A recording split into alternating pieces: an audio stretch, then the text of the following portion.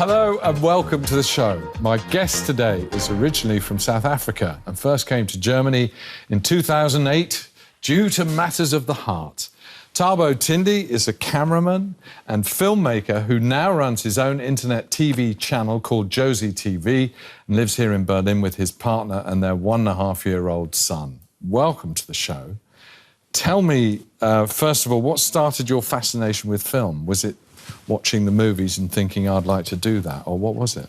Actually, it was something completely different. I had a so-called cousin who is actually my brother, and he is the person that is always motivated me to do a lot of different things. You know, I looked up to him, so he went into film, so I followed. Otherwise, if he had gone into any other industries, like maybe teaching or a doctor or a policeman, I would have been one of those things, because he influenced me so much, and I always, went up into his footsteps. Oh, okay. Yeah. You said your cousin, but he was your brother. Yeah, he is my brother. He's my cousin, but he's my brother. You know, it is, because the way we were raised, in the township during the times when I was still young, is that we had, for example, in my streets, that everybody who was old enough to be my mother will be my mother.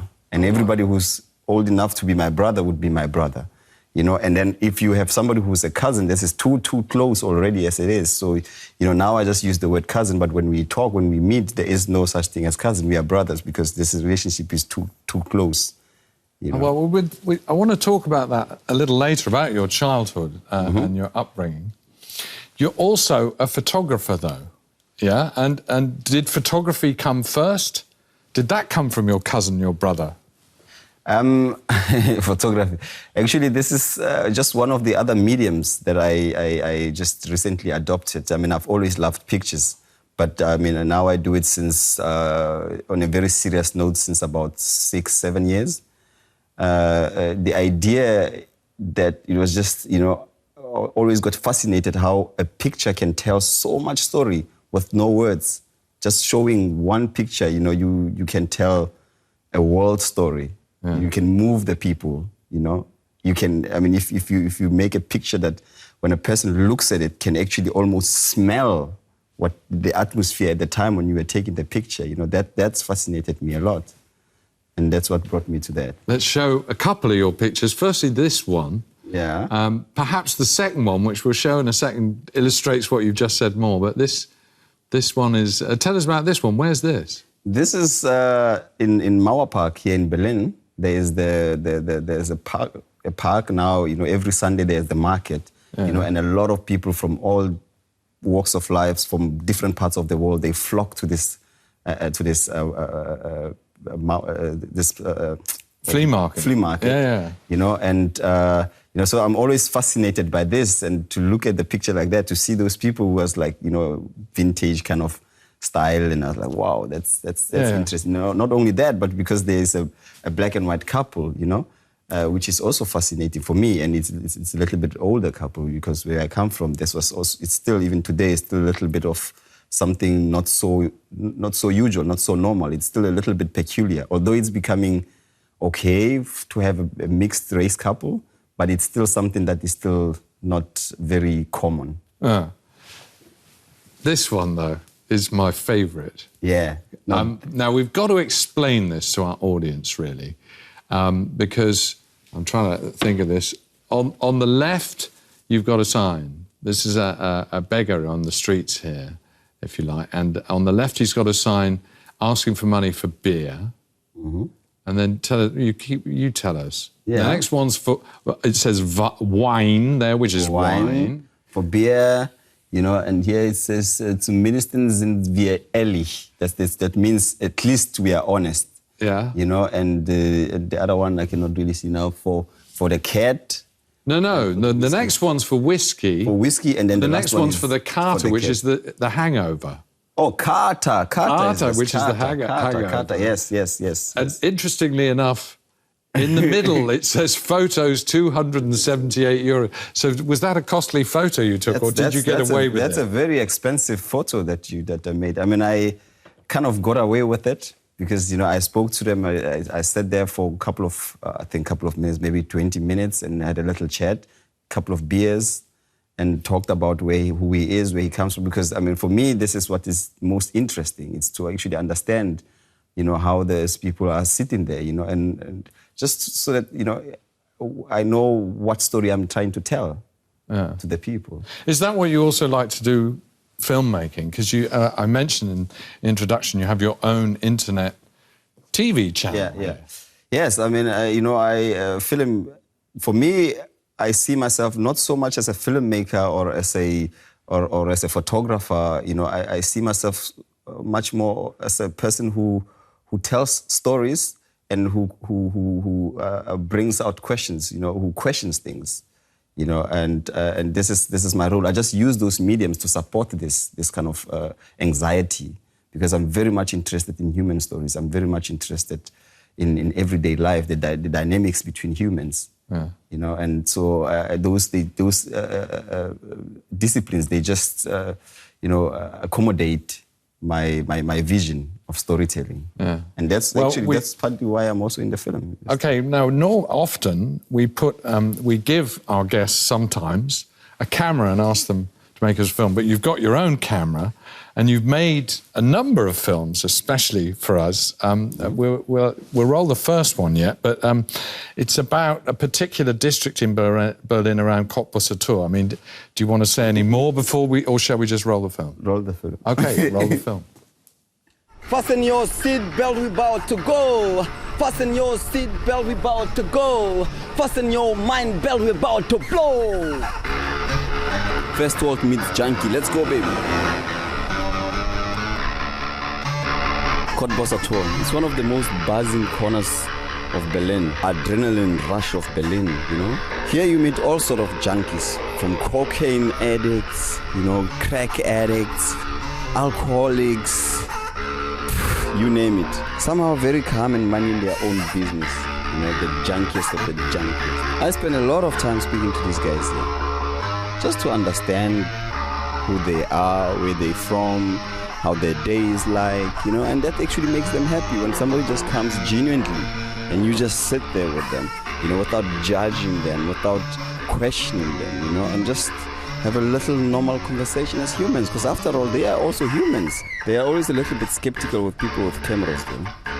But I manage my way. I manage my way around them. I speak to them. I sit there. I share a beer with them. Sometimes I get the story, sometimes I don't, you know. But that's just how it is. And you know, that's where I get my inspiration, because this is real life, you know. This is no pretense. I mean, people here are for real. I come here, I take the pictures of the guys, I exchange with the souls of the city. The street is my university. I live on the streets, you know. I mean, this is where you really get to understand life. That's where you really are in life, you know. This is my office. The street is my office, you know. I do my work here. I live on the streets. I'm a street father. That's what it is. Cool. Thabo Thindi's my guest. Obviously, somebody filming you there, but you studied to be a cameraman. You're a professional cameraman, but I believe you couldn't get a job as a cameraman when you came here to Germany. Yeah, when I came to Germany in 2008, I mean, first of all, the idea was just to come here and then go back to South Africa after 3 months or so. But then I stayed, you know, and I tried to get into the industry, but I always got, you know, that I couldn't speak the language to start with. So there was always an excuse not to give me a job, you know, and then also it became, when I could speak a little bit of German, so it became always a case of, I don't really know. I mean, people didn't really quite trust that I could do what I said I could do. You know, even though I showed them my show reel, sometimes, you know, there were questions. Is that your show reel? You sure? I mean, how can I show a show reel and still a person asking me if I was sure? So, and then I decided, okay, well, I'm living here. I have to find ways. I have to make means to live, you know? And so I did what I like, you know? I mean, I like to tell stories through these mediums, through filmmaking. So I started jozi.tv. Okay. Yeah. I also didn't mention in the introduction, and I saw a little bit of it there, that you're a poet as well.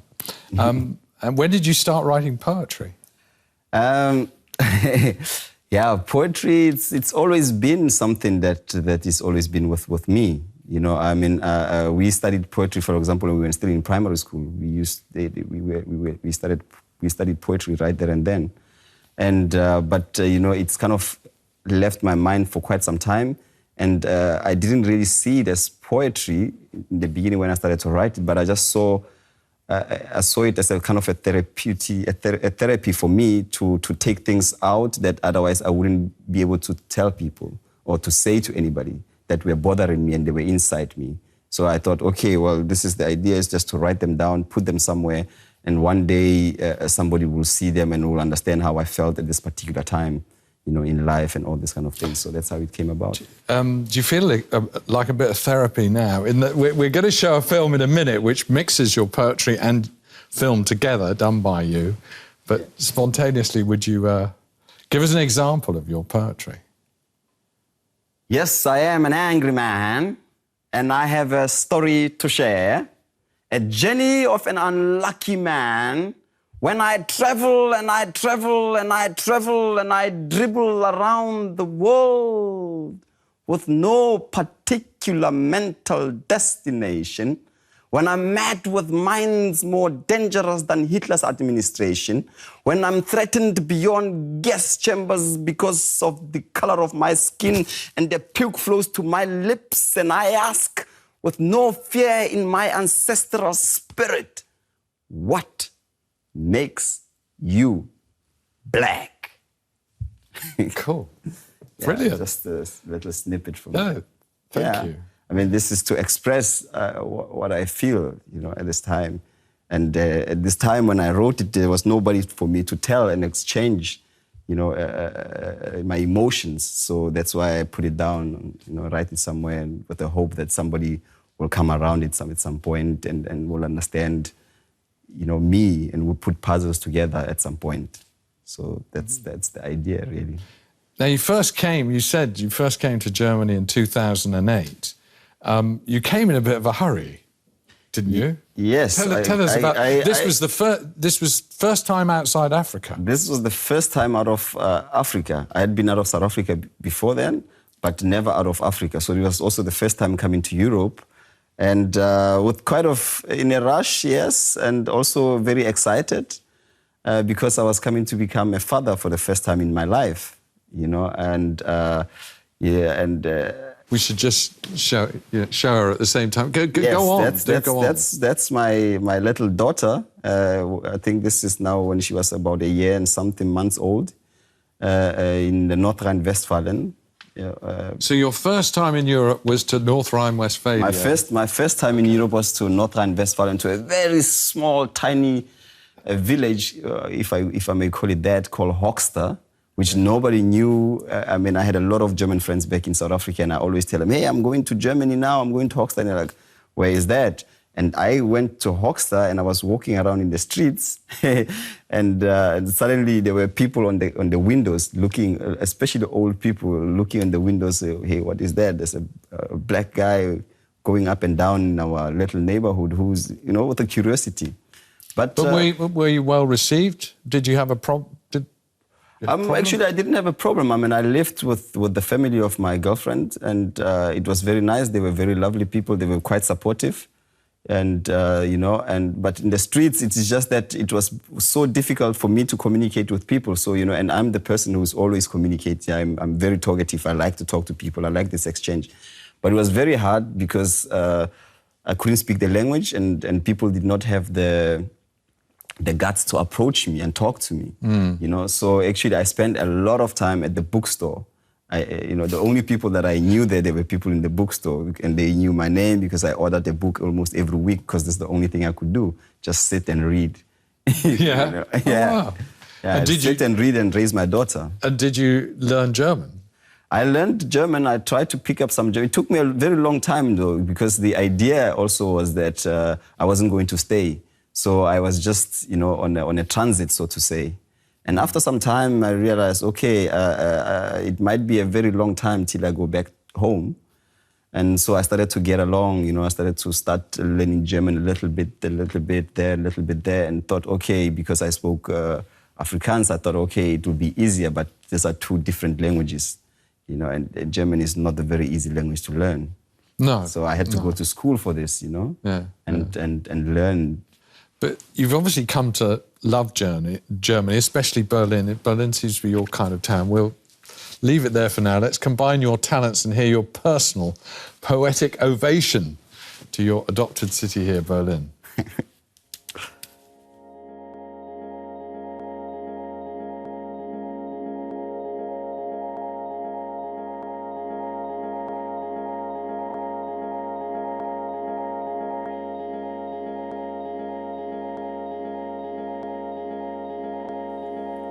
Berlin, mein Schatz, warrior child, born of man without a womb, victim of human insanity, survived incarcerations but still hold your head high, mother of battle walls, ripped apart like amoeba, you came back intact, kissed death and came back stronger.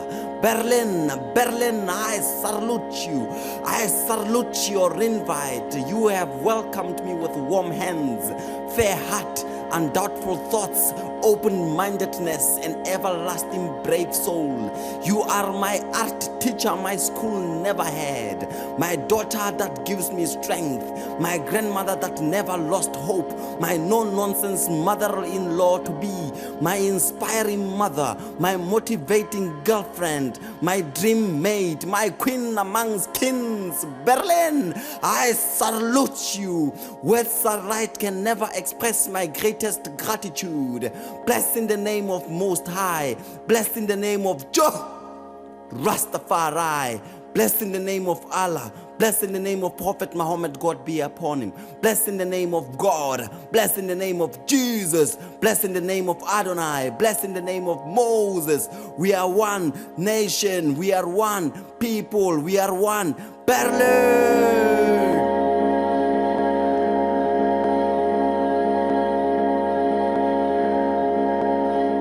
That's a great tribute to Berlin. Your kind of town? Yeah, I Berlin, think this is Berlin is actually my wife. I'm married to this city.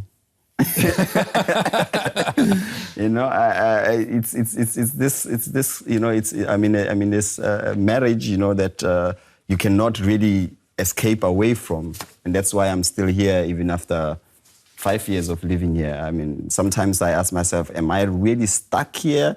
Or what keeps me here? But I realized, okay, I'm in a marriage with this guy, with this woman that sometimes I'm a bit angry with, sometimes I'm back in love with, you know, so it's this kind of...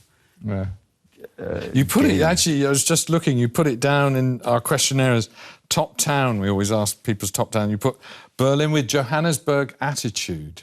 Yeah. Yeah, go on, tell us. Because, you see, the city, Berlin, it gives me something that otherwise I lack in Johannesburg. And I would love for Johannesburg to have this, and which is a peace of mind. You know, in Johannesburg, we deal with very petty crime.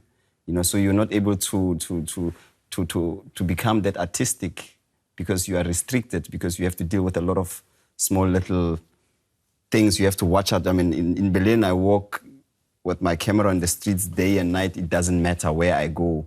I can always just go with my camera without any problem. And whereas I cannot do that easily in Johannesburg, you know. So this is why is that, you know, I'm here with this kind of, okay, I have this Johannesburg energy, but I live in this city which is not like Johannesburg in that kind of sense. You know, Johannesburg is a very fast city. Yeah. Berlin, it's fast, but not dangerous. It's not dangerous in that sense. I mean, it's dangerous in its own way and its own sense, but it's not dangerous in this kind of petty crimes, you know, danger that we have in Johannesburg. Now, you spent a lot of your youth in a township near Johannesburg, but you're actually born in a township near Vryburg. Am I saying that right? Yeah. It's called Huhudi. It is a township of a small little town called Vryburg. Now this was what interests me. You said Freiberg.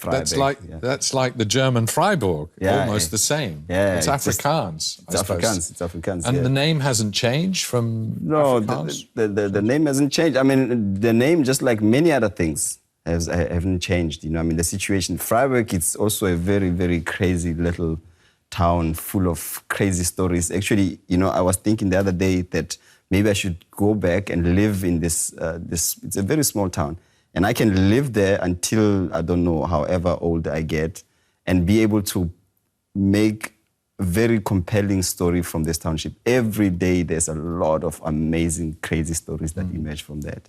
And then I was born there, and I grew up there. I spent most of my childhood time there. Yeah, and as you said earlier at the beginning of the program, I mean, your mum brought you up. Your dad wasn't around, I believe. Yes. I grew up with my mother, a single parent, in this township. You know, I mean, but you know, when I was growing up, also it was not. It has never really been so evident and so clear to me that there was a lack of a father figure in my life, you know, because she played that role.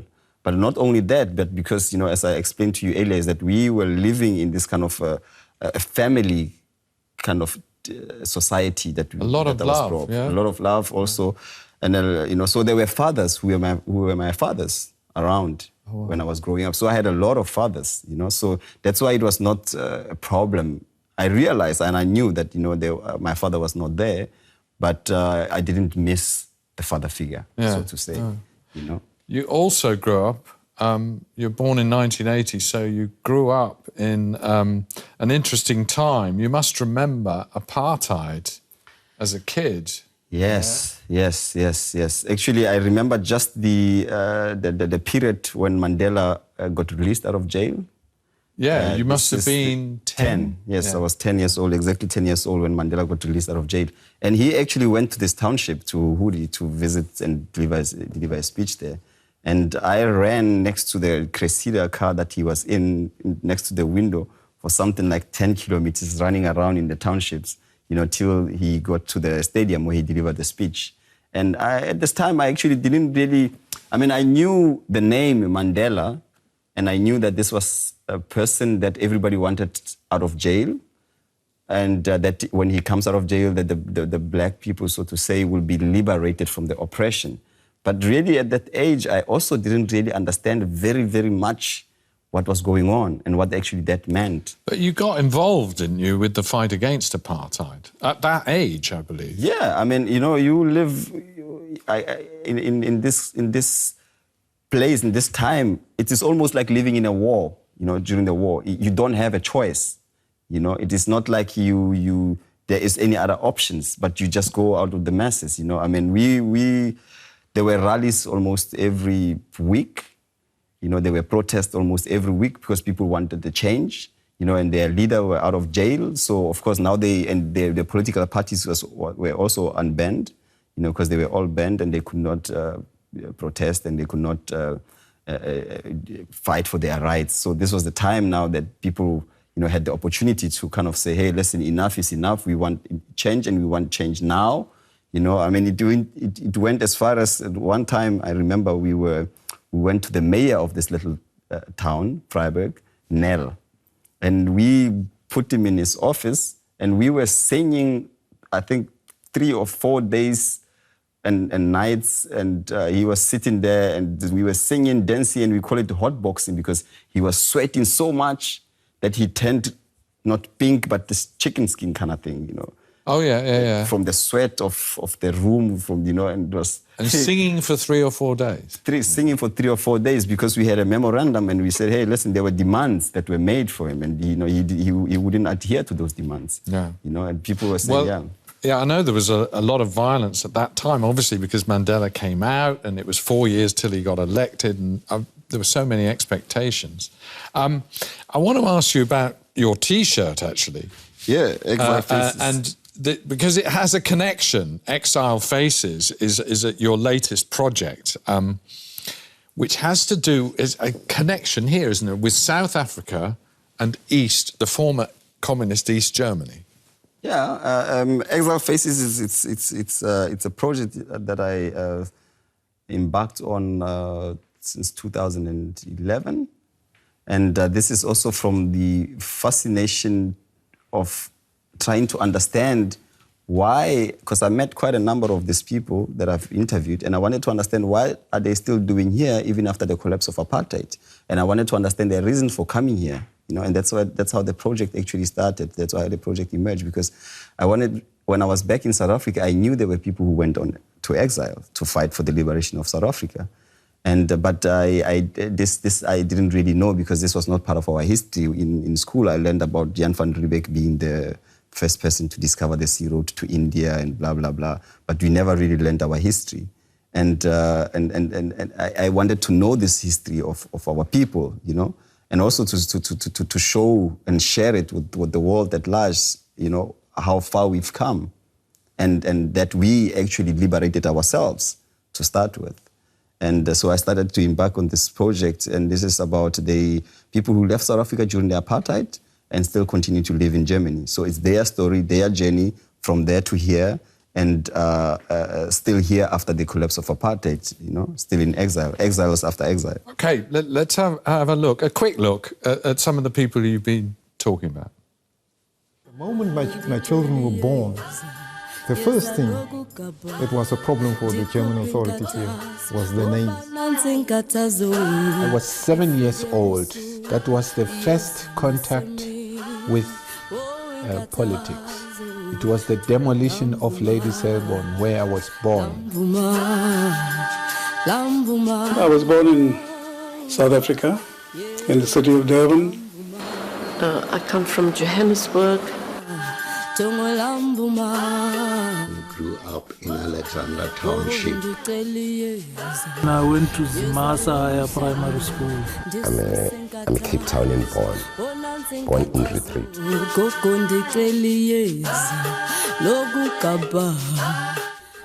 I'm the only one alive now in my family. I left South Africa in 1963, and ever since, I've never gone back to South Africa. It's time that we got back to where we came from.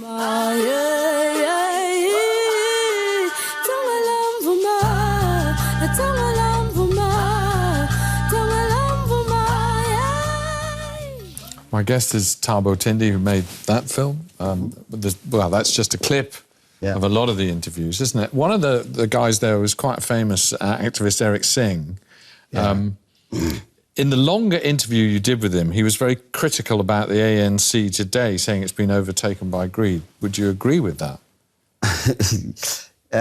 You know, what is happened is that a lot of people were very, very disappointed about, you know, what is happening now, because they were fighting and they had certain expectations. I think we just thought, okay, after the collapse of apartheid, everything will be super, everything will be nice, you know. So we were very naive, but and it's a pain for a lot of people that feel betrayed, because they contributed, they sacrificed their lives for the struggle, for the liberation of the people of South Africa, and only few people who they have elected to represent them, you know, especially within the ANC, have gone astray. They have betrayed those ideals, you know. So to a large extent, I am a bit disappointed, so to say, you know. But I also understand that there are challenges, you know, and we are trying to overcome those challenges, and the ANC is also trying to overcome those challenges.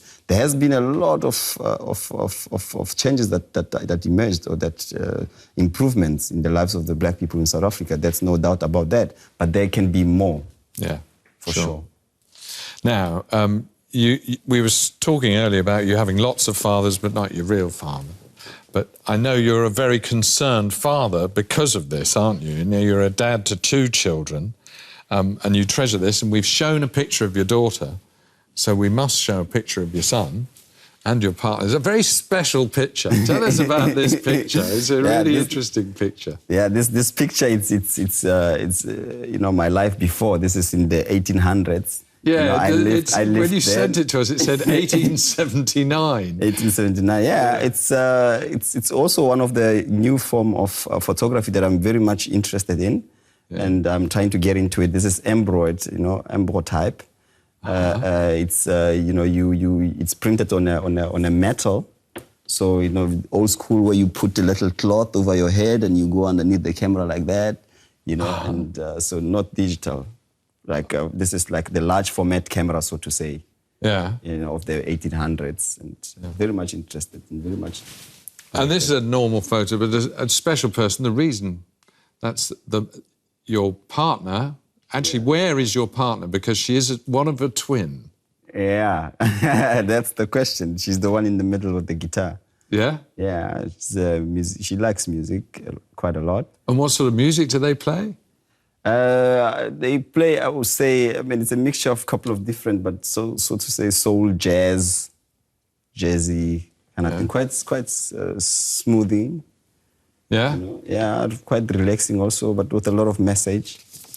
And she writes some songs herself. Yeah. So that's great. Okay. To have a person like that. Yeah, well, both artists, you see, in the family. That's nice. Now, your daughter, you told us just before we came on, just started school, and I want to ask you about this because a very special start to school here called an Einschulung, which is very inside Germany. If we can explain what happens to when they start school here. Einschulung, it's you know, before the children go to school, there is some kind of a meeting where they come and they are being introduced to the school, they are being welcomed to the school, they receive presents in this big cone with a lot of sweets in it, some school stuff, just to get them excited, you know, into looking forward to going to school. This is a very peculiar culture to me because I just went straight up to school. The first day we were sitting in a line, and I remember even they asked us to recite a poem which they had given to, okay, before you go to school, you will have to learn that poem in order for you to be kind of accepted, and they can see, okay, you know, you are eager to go to school. Yeah. Yeah. Which now this was different, but I was a bit curious to understand. Do you remember the poem? Yeah. Do you? The poem that I did in the school. I remember the one that I did when I went to the school after primary. Yeah. Se papa tu buela khaya. Ke sona se papa ti sabatu musimano wa se ema kama utakadi se pala kadinana. You know, and he goes that's like rapping. It's wonderful. And we had to, I don't know why, but we had to recite it so fast. You know, it was like very quick. Also because we were, you know, this is the time of corporal punishment.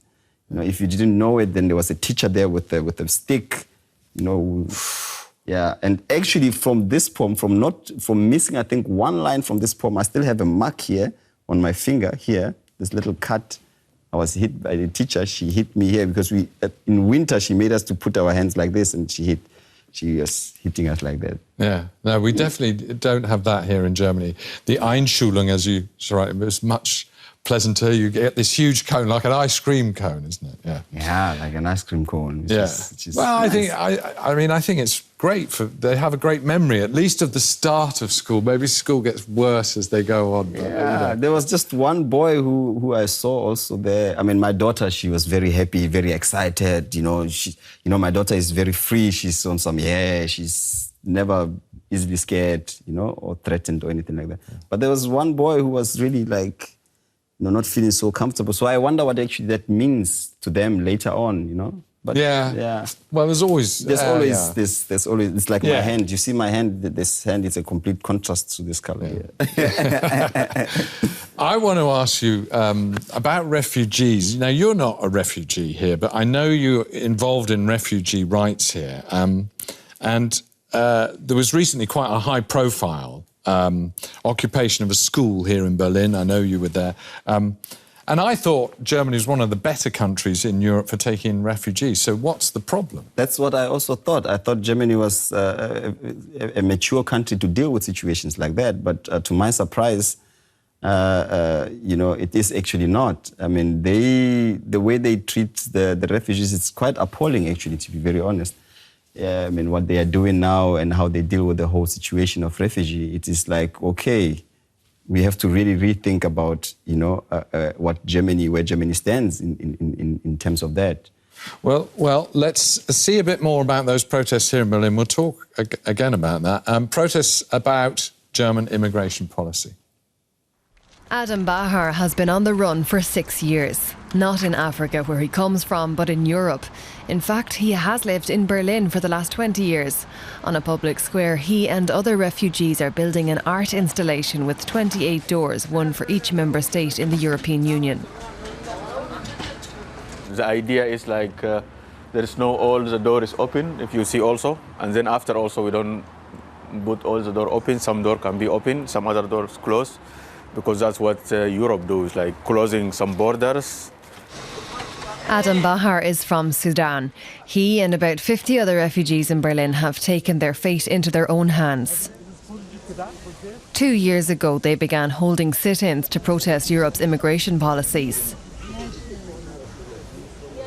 They demonstrated in front of Brandenburg Gate, one of Berlin's biggest tourist attractions. This moved the focus on the refugee issue from the EU's outer borders to the heart of the German capital. After negotiations with the authorities, the refugees moved to this square in Berlin's Kreuzberg district, where they pitched tents. They don't believe our story, why we are coming here. And that's why all the time they try to reject the case, or I get now rejection for my case for 2 months ago. And now I have to appeal to the court to wait. Maybe I wait 1 year, 1.5 years or less. The refugees demand the right to choose where they live. But the rule is that a refugee must remain in the first EU country he enters.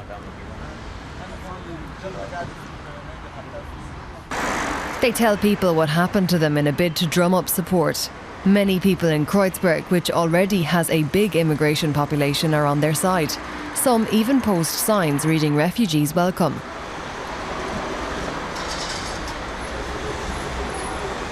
It's not about wanting more. We are only women. Until now, we demand our basic right. For me, it's like moving free. Freedom of movement is basic right for every human being, you know. But the refugees also face opposition. This summer, the police raided a disused school that refugees had squatted in for months. The squatters had refused to leave voluntarily. The authorities called in the police, and the refugees called in their supporters.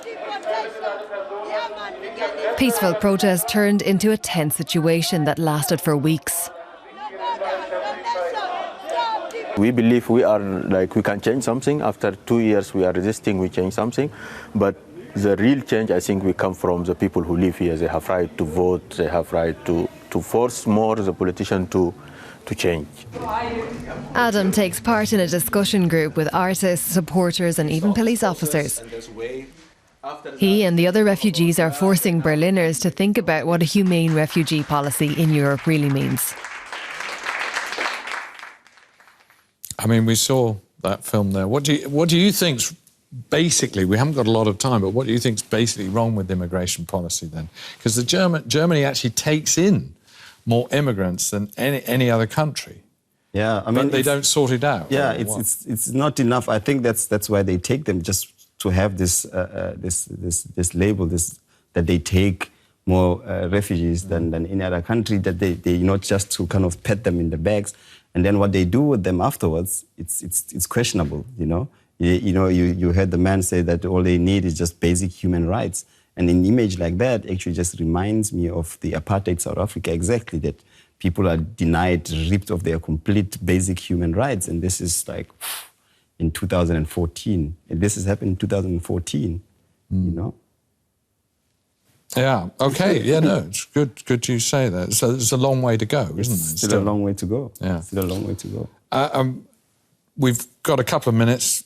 Our famous questionnaire, I want to ask you, do you remember what you said what's the most annoying German? The one that always asks where I come from as the first question to start the conversation. That sort of relates to what we just talked about. Yeah. I don't know. Yeah, because in a way, I think it just tells you that you don't belong and you can never belong here. You know, that question, where you from? This is the first question that most people ask me on the streets. Not even hello. I mean, back at home in South Africa, or I should think anywhere else in the world, people should ask first of all, hello. Just say hello first, and then maybe how are you? But it doesn't even go that far. How are you? It's just always like, where you from? Almost suggesting, hey, what are you doing here? Kind of thing, you know? And that's for me, it's a bit of a problem, quite problematic. Okay. Best thing about living in Germany? Do you remember what you said? Not quite. I became free to explore myself. Okay. Yes. Artistically, I became free to explore myself, which is what I also said that, now, in South Africa, I had a lot of pressure to perform, and so to say, if I might call it that way, to be something, to really, to come out of the rebels of apartheid township kind of lifestyle, and really prove myself to be something. But whereas here, I just live, I just enjoy my life. I do what I enjoy. Yeah. Yeah, and that's quite a freedom that I really need. You obviously love Berlin very much as well. Yeah. And one final question. You have said, though, it can be a lonely place. I saw you wrote that in another interview. Yeah. How come? Can be a lonely place. It can be also very rough because it's actually kind of deceiving in a way also. You are always outside, you're always surrounded by people, but every time you go home, then sometimes you are on your own going home, because these people are actually not really that connected. These are just people that pass us, They are passing by, and life is too fast for them to wait for you, or to wait and when you cry and come back and say, hey, listen, sorry, it will be fine. There's no time for that. And the quicker and the sooner I accept it, the better for me, because then I know what I'm dealing with, But you'll never be alone because you have 2 children. Yes. It's for at least another, 16, 15 years. You've always got your children. Thabo Thindi, poet, cameraman, filmmaker, thanks very much for being on Inside Germany today. Thank you for watching. If you're interested to write to us about anything at all to do with the show, the address is insight@dw.de. That's it for this week. Thanks for joining us. Bye-bye.